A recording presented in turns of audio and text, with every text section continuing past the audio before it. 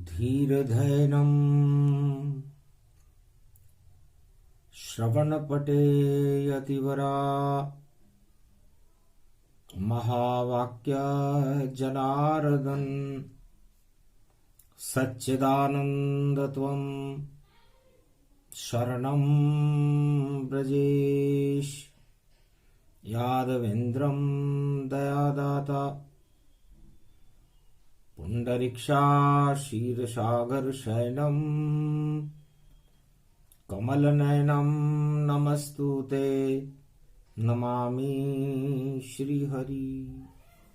धैर्य से जिसको धारण किया जाता है, कर्णपटुओं से जिनका पान किया जाता है, ऐसे सच्चिदानंद भगवान श्री यादवेंद्र सरकार को मैं नित्य ही चिंतन करता हूँ, नमन करता हूँ।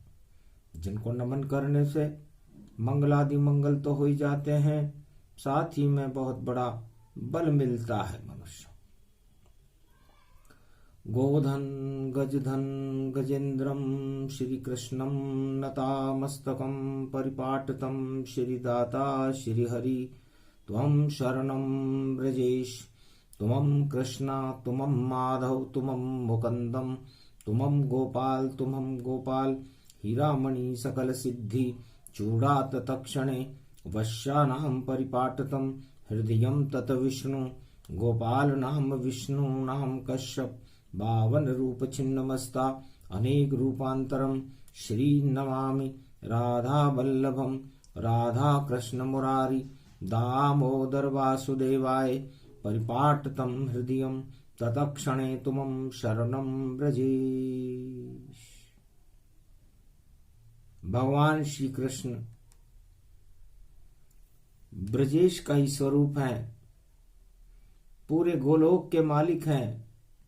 ब्रजधाम उनकी शक्ति से प्रकाशमान रहता है, जहां पर उनकी अर्धनारीश्वर स्वरूप में शक्ति राधे रानी मैया अपनी कृपा को बरसाती रहती है।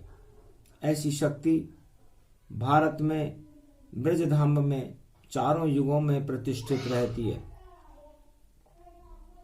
रक्षा का गोवर्धन पर्वत उस धरती पर सदा भगवान कृष्ण की कृपा इस भारत पर हमेशा हमेशा के लिए विद्यमान रहती है। रक्षक जिसके कृष्ण हो, जय गोवर्धन नाथ। उस भारत पे जो टकराए वह खाता है मात। जिस पे हाथ गोवर्धन नाथ का, उसे मार सके नहीं कोई। वह शक्ति ब्रजधाम है, वह भारत ही होए। है अर्जुन, उत्पन्ना एकादशी है, रविवार का दिन है, तो हमें ज्ञान को उत्पन्न करना चाहिए, क्योंकि ज्ञान बिना संसार में कुछ भी सुलभ न होए।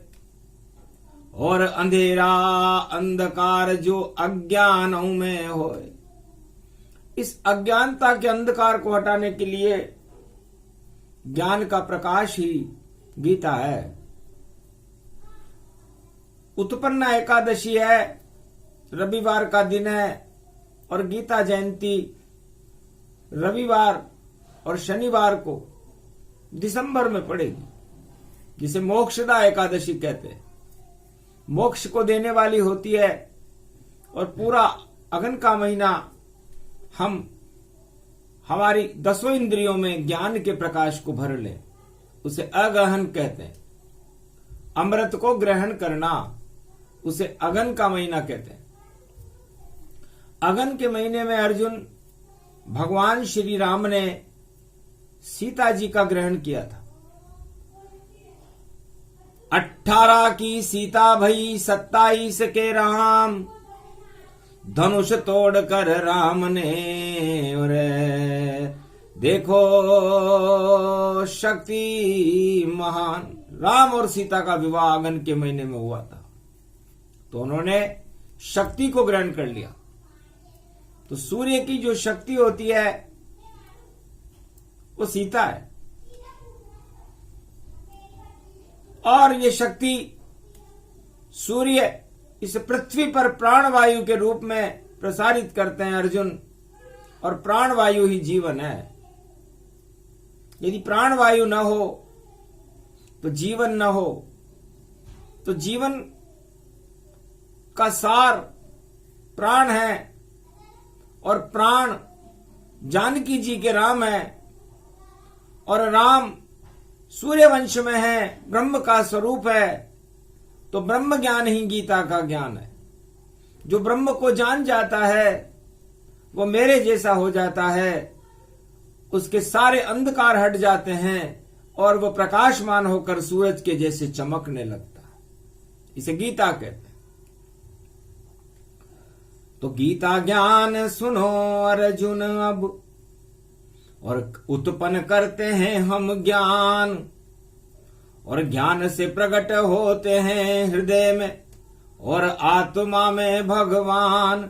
जिसकी आत्मा में प्रगटे भई आत्मा ज्ञान, गीता का ज्ञान, उस पे कृपा श्री कृष्ण करेंगे, दर्शन देंगे खुद भगवान।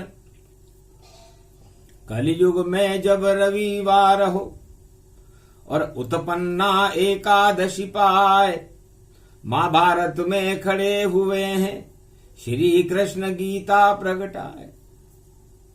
एक तरफ अज्ञानता की सेना खड़ी हुई थी, सारे संसार का अंधकार कुरुक्षेत्र मैदान में अंधकार बनकर खड़ा हुआ था।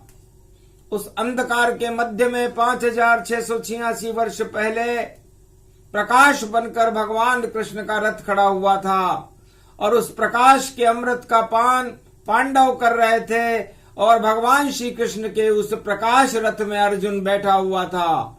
भारत के सारथी श्री कृष्ण, और जब गीता को प्रगटाया था, जब ज्ञान हुआ उत्पन्न यहाँ, तो अंधकार भग पाया था कौरव रूपी अंधकार को, और जग से दिया हटाए। आज तलक ये पता नहीं है कौरव कहाँ गए भाई। आज तक अर्जुन ये पता नहीं चला कि द्वापर युग में जो कौरव अंधकार बनकर भारत पर छाए हुए थे, उस अंधकार, वो अंधेरा गया कहाँ। कोई विज्ञान, कोई राजा और कोई संत बता नहीं पावेगा, कहाँ गया कौरवों का वो अंधियारा, और कहां कहां तक जावेगा।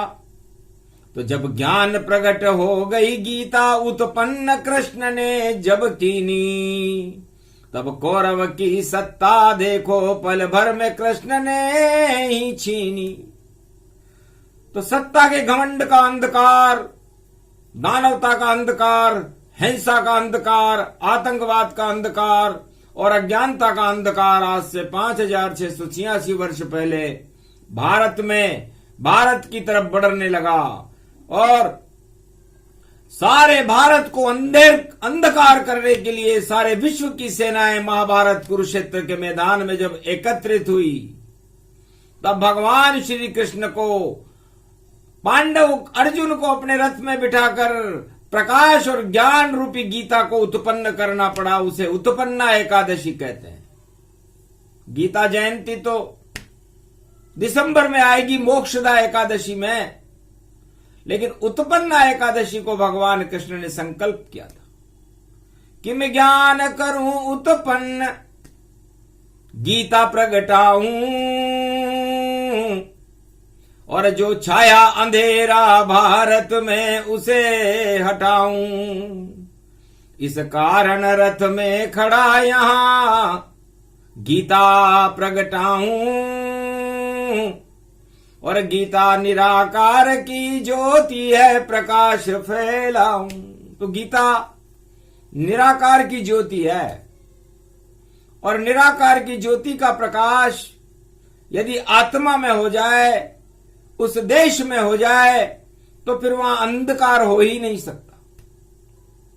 तो जब देखा कृष्ण ने अंधियारा और चक्रवर्ती तूफान बना, धृतराष्ट्र बना, दुर्योधन बना, शुकनी और द्रोणाचार्य, भीष्म, कर्ण बना। जब बने बने में बना बना और देखो अंधेरा घना घना, उस अंधकार को हटा दिया और श्री कृष्ण देखो सामने खड़ा। तो कृष्ण नाम ही सांवरा, कृष्ण नाम है श्याम, सबसे जितने अंधेरे जगत के उसका काम तमाम। तो बड़ा श्याम कौन है? अर्जुन, वो श्याम मैं हूं। तो श्याम रूप कुरुक्षेत्र को जाना और सारे श्याम श्याम में माना। ये सारे अंधेरे मेरे अंदर चले जाएंगे, विराट रूप देख ले अर्जुन मेरा। तो जितने अंधेरे खड़े हुए थे महाभारत के माय, 18 क्षोणी सेना के संग दुर्योधन युद्ध में आए और धृतराष्ट्र सत्ता पर जानो और भीष्म द्रोण सेनापति मानो, कर्ण सहायक उनका जानो, बड़े बड़े योद्धा कुरुक्षेत्र में मानो। पर जब गीता उत्पन्न हुई और दिया कृष्ण ने ज्ञान, निराकार की ज्योति से और अंधकार शमशान, सारे कौरव शमशान में चले गए। इसे कहते हैं निराकार का प्रकाश। निराकार अर्जुन, कृष्ण के रूप में मैं साकार हूं, लेकिन गीता के रूप में मैं निराकार हूं। मैं तत्व रूपानि भूतानि तरण तारण, मुझे जानिए। श्री कृष्ण तो तुम्हारे वंश में, यदुवंश में उसे मानिए, पर वंश पूरा त्रिलोक मेरा, उस वंश में मुझे जानिए। जितने भी कंस हैं, दुर्योधन हैं महाभारत में, उनको नाश तुम जानिए। तो जब मैं अपनी निराकार की ज्योति का प्रकाश 18 दिन के पहले तुझे सुना दूंगा, उस प्रकाश में जब तुम स्नान कर लोगे अर्जुन, तो फिर ये अंधकार तुम्हारे सामने हट जाएगा। जब हट जाता है अंधकार और जब प्रकाश हो जाता है, ईश्वर की कृपा जब होती है तो ज्ञान प्रकट हो जाता है। वही गीता का ज्ञान है और निराकार प्रकाश। गीता का कोई आकार नहीं है, बोले कृष्ण। भगवान कृष्ण ने कहा कि जिसके पास मैं चला जाता हूं वहां पर अंधकार रह ही नहीं सकता। इसलिए अर्जुन, तेरी आत्मा और मेरी आत्मा दोनों हो गई एक, दोनों ही परमात्मा। ये सेना घुटने टेक, ये सारी सेना घुटने टेक देगी, क्योंकि उत्पन्न एकादशी में हम गीता को उत्पन्न करने का प्रयास कर रहे हैं। उत्पन्न एकादशी एक राक्षस को मारने के लिए भगवान कृष्ण को बद्री वन में पहुंच गए और एक गुफा में आए और वही दानव शक्ति उसी गुफा में और अंदर घुस गई जाए। वो दानव शक्ति जो सारे संसार में तांडव मचा रही थी, वो उस गुफा में घुस गई। बद्री वन की गुफा थी। एक शक्ति वहां पर प्रकट हुई और शक्ति ने युद्ध रचा डाला और जो दानव शक्ति प्रवेश करे उसका मटिया मेट कर सब कर डाला। अंत हो गया दानव शक्ति का और शक्ति प्रकट हो ही जाए। वही शक्ति उत्पन्न हुई और वह उत्पन्ना ही कहलाए। उस शक्ति ने, भगवान ने कहा, भाई आप कौन हो और आप यहां क्यों प्रकट हुई?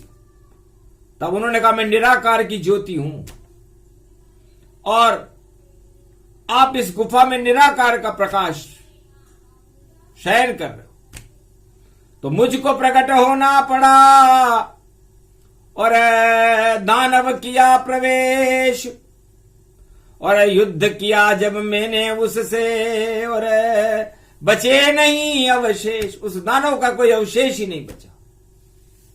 तब कहा आप किसकी आज्ञा से आई हो? तब शक्ति ने कहा मुझ पर कोई आज्ञा नहीं चलती, मैं स्वयं प्रकट हो जाती हूं। जैसी नारायण की इच्छा में वैसा रूप बनाती हूं। आपकी इच्छा होगी, क्योंकि जो सर्वशक्तिमान होता है, जो जैसी इच्छा करता है वैसा प्रागट्य हो जाता है। तो भगवान कृष्ण ने कहा, नारायण के रूप में उस गुफा में थे, सारे देवता परास्त हो चुके थे, ब्रह्मा विष्णु महेश त्राई त्राई कर रहे थे। तब कहा आपकी इच्छा से उत्पन्न शक्ति यहां हुई और सब कुछ समाप्त हो गया दानवता का, और शक्ति सामने खड़ी हुई। इस शक्ति को आप कुछ अब दे दो वरदान, आज तो एकादशी है और उत्पन्न शक्तिमान। तो भगवान नारायण ने कहा जाओ, उत्पन्ना एकादशी रहे तुम्हारा नाम। अपने आप उत्पन्न हुई और दे दिया मुझको ज्ञान। तो जो भी उत्पन्ना एकादशी करे यहाँ उपवास, श्री कृष्ण वहां खड़े रहेंगे उन भक्तों के पास। भगवान कृष्ण उन भक्तों के पास खड़े रहेंगे, उनके अंदर अपने आप ही ज्ञान उत्पन्न हो जाएगा, अज्ञानता समाप्त हो जाएगी। ये विशेष दिन, विशेष शक्ति। और देखो प्रगति आए, कलयुग में भी रविवार को उत्पन्ना प्रगट आए। अब कलयुग में 2022 में उत्पन्ना एकादशी प्रकट हुई है। तो उत्पन्ना एकादशी ऐसे उत्पन्न होए, अरे गीता जैसी शक्ति थी जो सुने अर्जुन तुम होए। अर्जुन, वहां तो उत्पन्ना पैदा हुई थी, और यहां ये सतयुग की बात है, और ये द्वापर के अंदर यहां पर गीता उत्पन्न हुई, और त्रेता युग में सीता उत्पन्न हुई थी। अब कलयुग में क्या होगा? तो कलयुग में उत्पन्न हो गया अपने आप ही ज्ञान, अपने आप ही शक्ति उत्पन्न हो गई। तो हट जावे अज्ञान। तो वाणी वह है, वाणी किसी किताब से नहीं आती, किसी पुस्तक से नहीं आती। वाणी अंतरिक्ष में भगवान के हृदयावली की चरित्रावली है, उनके शब्द हैं जो उनके मस्तिष्क में, उनकी नाभि में अवतरित होते रहते हैं। वाणी उनका अनुसंधान करती है। तो कलयुग में ठीक रविवार के दिन सर्वशक्तिदायक जब 20 नवंबर गतिमति जाना, और देखो रूप अखंड में माना, और सर्वशक्ति वे भव गति जाने, और शक्ति प्रकट भारत में माने। तो भारत में अपने आप ही निराकार की ज्योति की शक्ति प्रकट हो चुकी है। अब वो शक्ति क्या करेगी? जब जब शक्ति प्रकट हो और देती है वरदान, और जितने दानव जगत में करती है शमशान। तो आज से ही दानवता का पतन शुरू हो जाएगा और देवताओं की शक्ति बढ़ने लग जाएगी।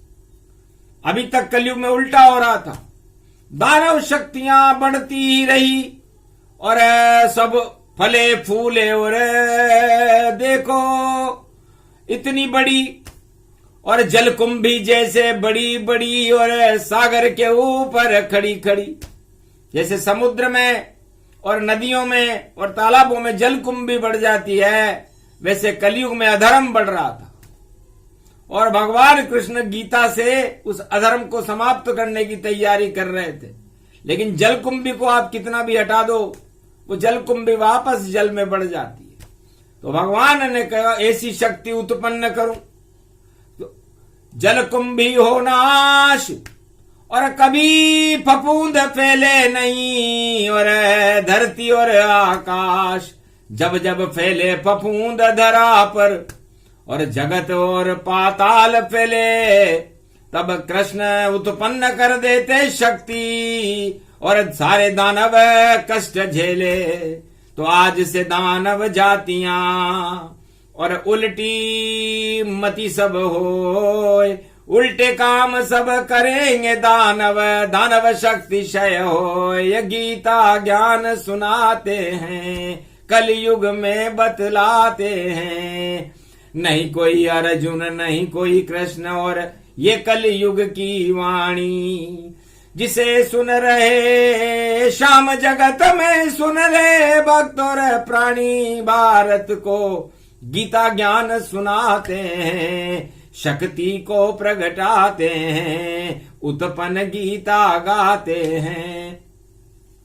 तो गाते गाते वाणी के हृदय उत्पन्ना शक्ति प्रकट हुई। उत्पन्न हुई जब निराकार की ज्योति, तो प्रकाश में ज्योति हुई। तो सारा भारत ज्योति से जगमग हुआ भरपूर। जितने कष्ट भारत वालों के, वह सभी करेगी दूर।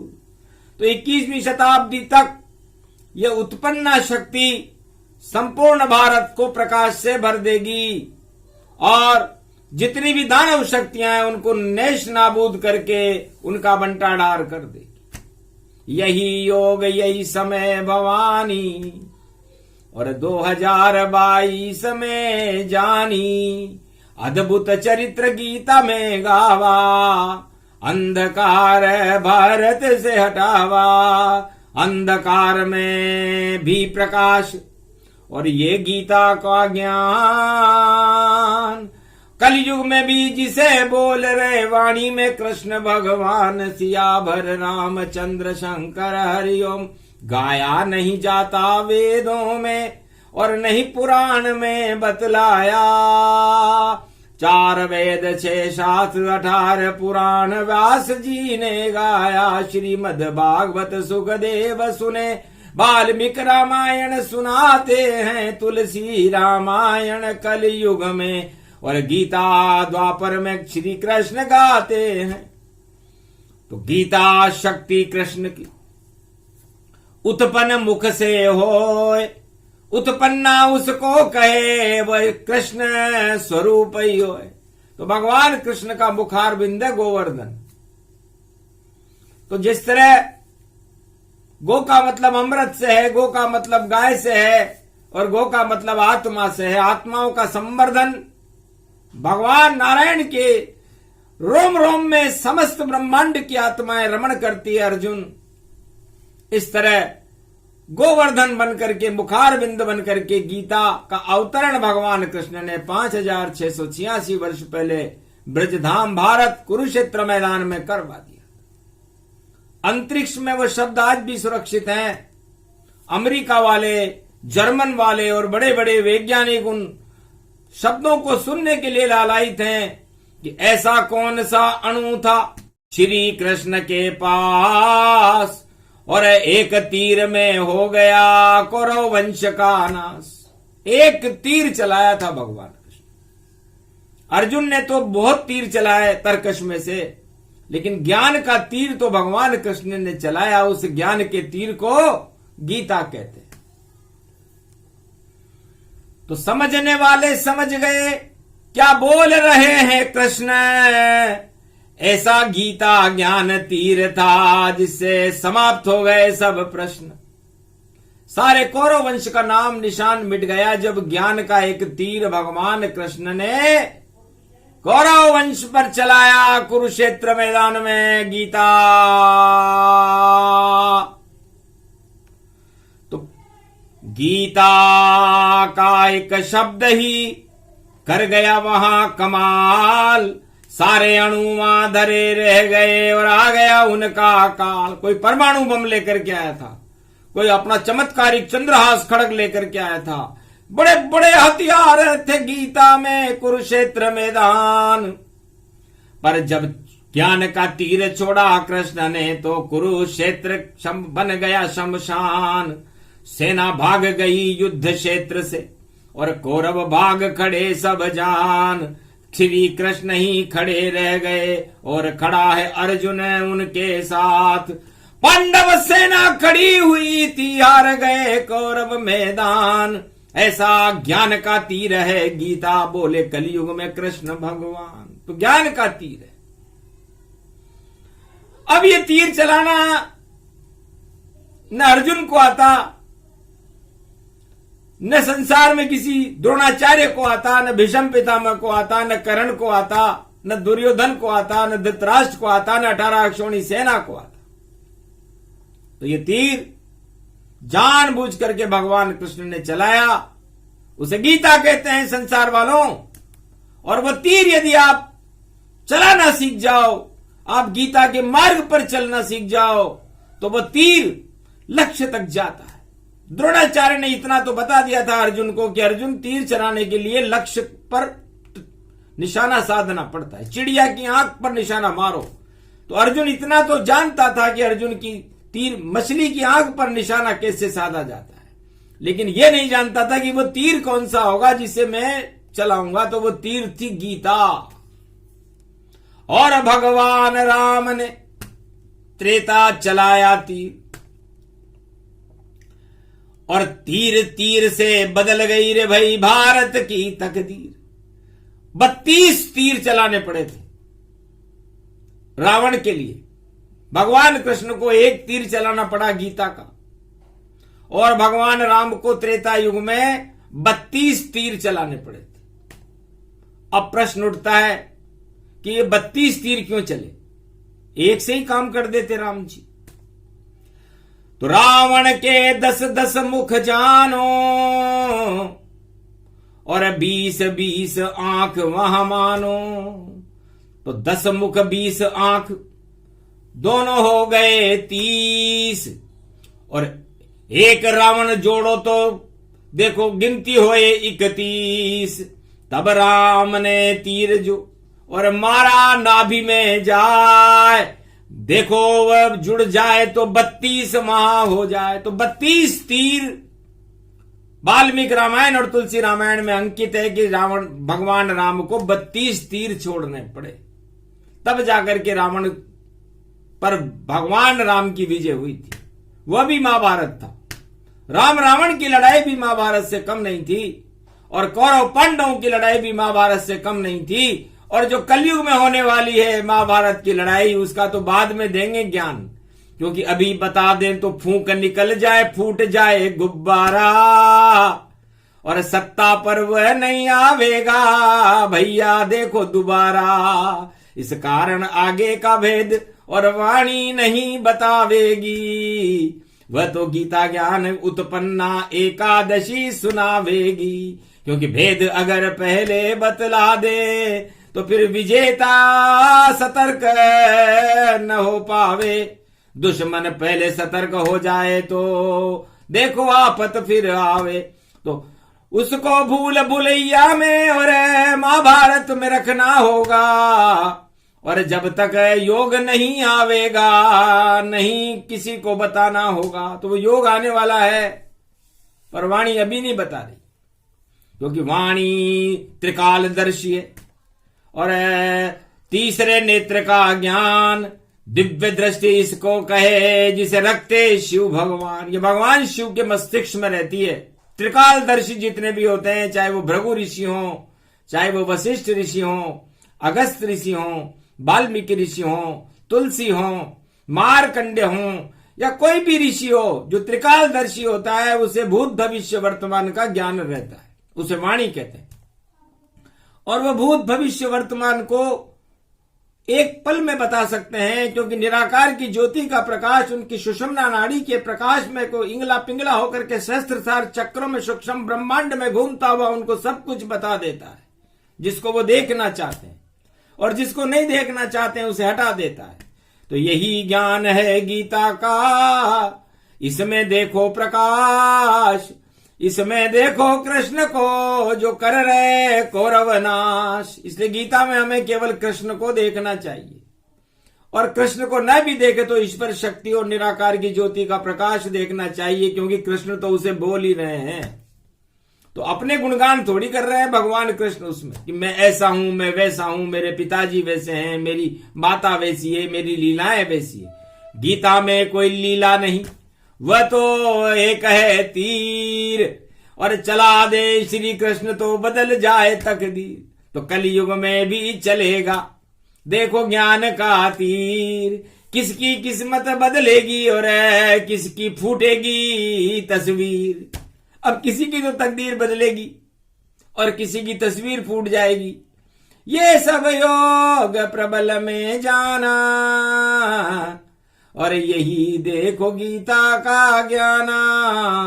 कहां से वाणी चली थी और कहां पहुंच गई ताय, पर सतयुग में नहीं गई तो चले वहां अर्जुन वहां चलो।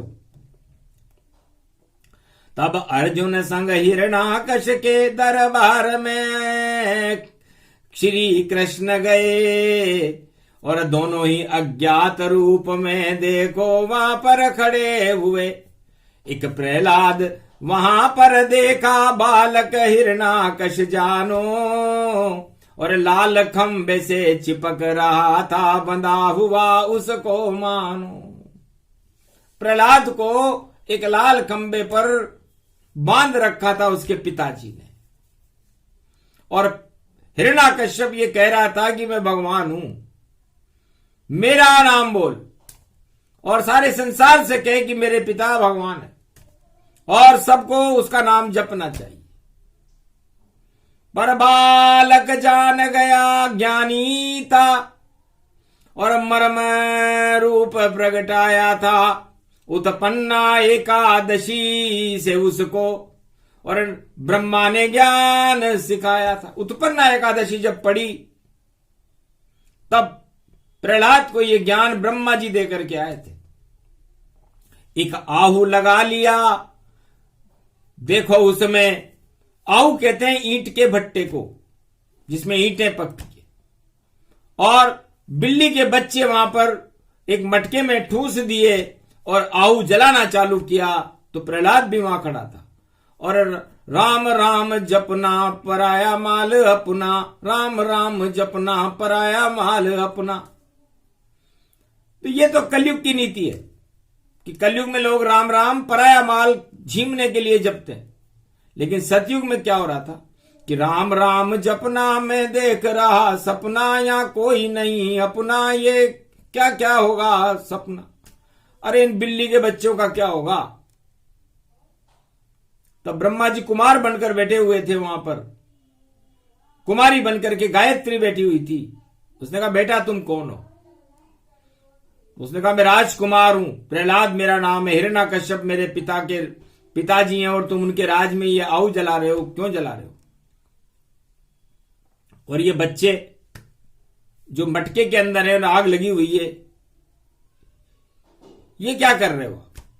तब कहा जन्म हानि लाभ जीवन मरण यश अपयश विधिहात, 6 विशेष शक्ति सदा रखते हैं रघुनाथ। ये 6 बातें बेटा भगवान के हाथ में, कि किसी की मृत्यु हो जाए, किसी का जन्म हो जाए, किसी को हानि हो जाए, किसी को लाभ हो जाए, ये सब भगवान के हाथ में।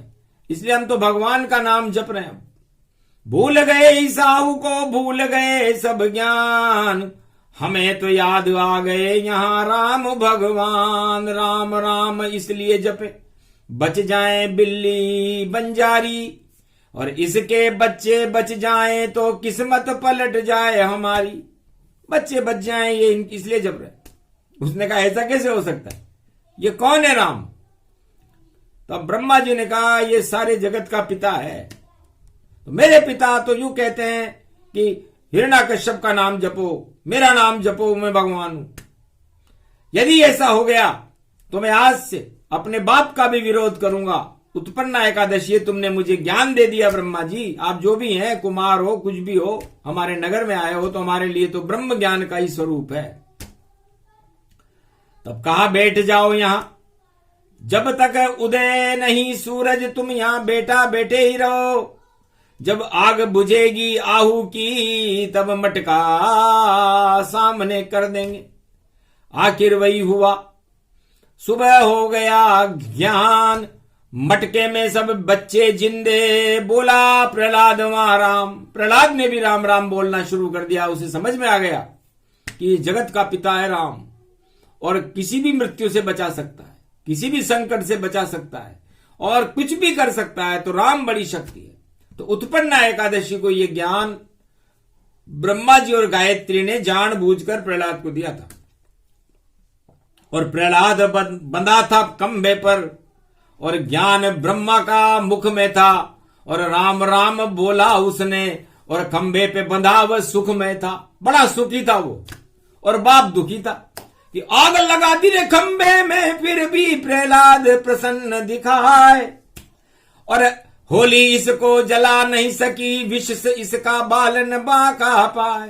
पहाड़ से जब इसे गिराया, इसका कुछ भी हो नहीं पाए। ऐसा क्या जादू है इसमें, इसको ये बता नहीं मुझे पाए। ये मुझे बता नहीं रहा, कोई जादू तो है इसके पास। तब पिताजी ने कहा, आखिरी समय तेरा बेटा, गर जयकार मेरी नहीं बोलेगा तो बस जब आंखें खुलेगी तेरी तो नरक लोक में डोलेगा, तो यहां धरती छोड़ देगा।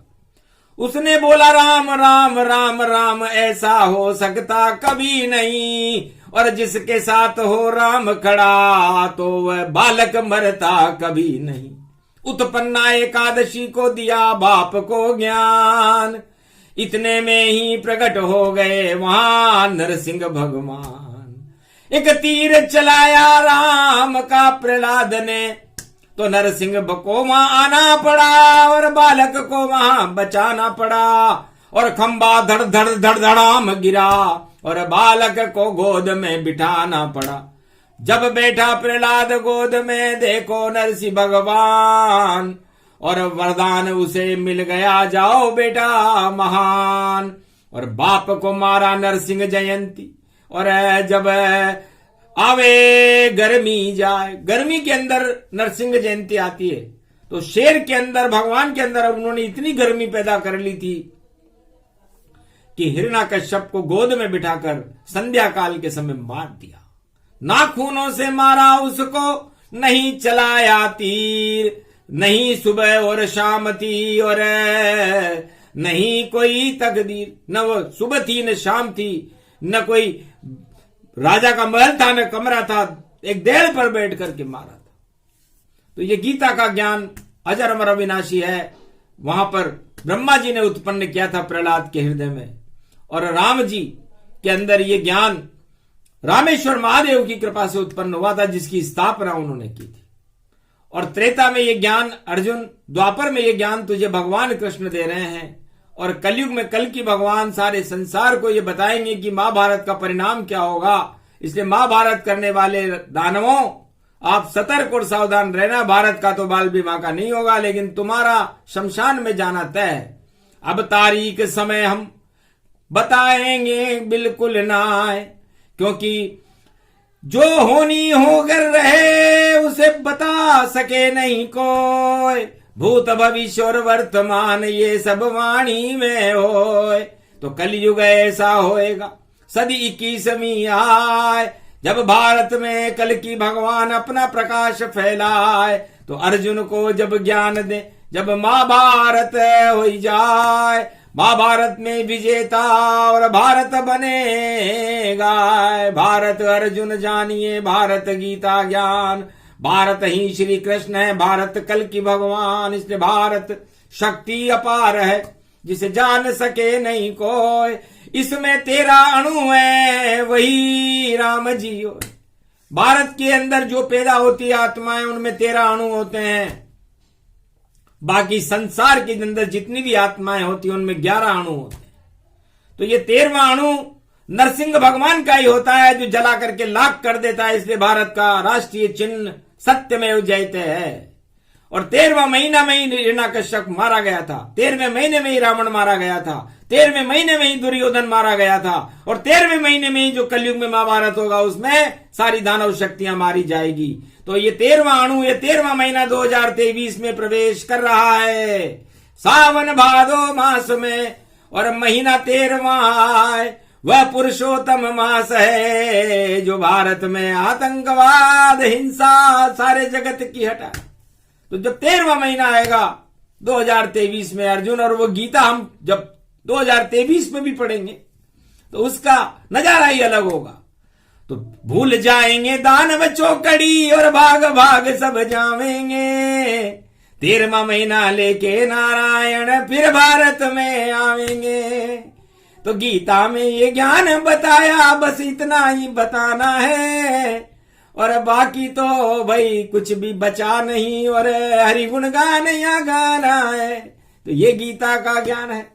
उत्पन्न हो अपने आप उत्पन्न हो गया और मिट गए सारे पाप। तो गीता पाप हटाती है और अमृत दे भरपूर। श्री कृष्ण खड़े हुए हैं और अर्जुन तू भरपूर ज्ञान शक्ति भरपूर है, अर्जुन तेरा रूप। श्री कृष्ण के ज्ञान से शक्ति मिली भरपूर। इसे तुझे उत्पन्न एकादशी में भगवान कृष्ण ने शक्ति दी, वाणी को भी ये शक्ति दी, क्योंकि कलयुग में तो वाणी बोल रही है।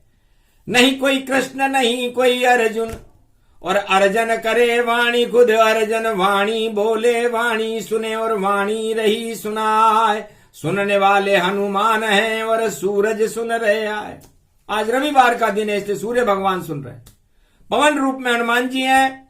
उत्पन्न एकादशी है और एकादशी को उपवास होता है, इसलिए कुछ खान पान केवल वाणी शब्दों का ही खान पान है। आज चावल खाइए कभी नहीं जब एकादशी हो, वरना इल्टें बन जाती है। और चावल हो तो साबूदाना खीर को सभी लगाओ भोग। 1 महीने 1 बार खाओ तो हट जाते सब रोग। इसे साबूदाने की खीर, क्षीर सागर की खीर मानी जाती है। तो अमावस्या और पूर्णिमा के दिन भगवान को भोग लगा करके जो साबूदाने की खीर केवल 1 महीने में 1 बार या 2 बार खानी चाहिए, बस सारे पाप हट जाते हैं। ये गीता का ज्ञान। जो भी ऐसा करे तो रोग नहीं तो उसे मान, रोग रहित हो जाता है वो व्यक्ति। लेकिन रोजाना नहीं खानी चाहिए, वरना आपकी शारीरिक शक्ति को, जठराग्नि को मंद कर देगी। इसलिए सोच समझ कर खाइए। और दिया गीता का ज्ञान। क्षीर सागर में शयन करते हैं सदा विष्णु भगवान। इसलिए भगवान तो वहां रोज खाते हैं, उनकी तो आदत है, क्योंकि वहां भोजन लक्ष्मी जी थोड़ी बनाती है। लेकिन भारत वालों को ये केवल अमावस्या और पूर्णिमा को ही ग्रहण करना चाहिए। आज तो एकादशी है, इसलिए भूखे भजन न होए गोपाला, ये लो तुम्हारी कंठी माला। और संग खड़े हैं नंद के लाला, और अर्जुन को गीता दे डाला। अर्जुन को गीता दे दी भगवान। तो उत्पन्न एकादशी का प्रसंग सुने सुनाए जो इसे, अमृत इसमें होए। ज्ञान उत्पन्न हो जाए तो अज्ञान सभी क्षय होए। बोलो जय श्री कृष्ण, जय भारत माता।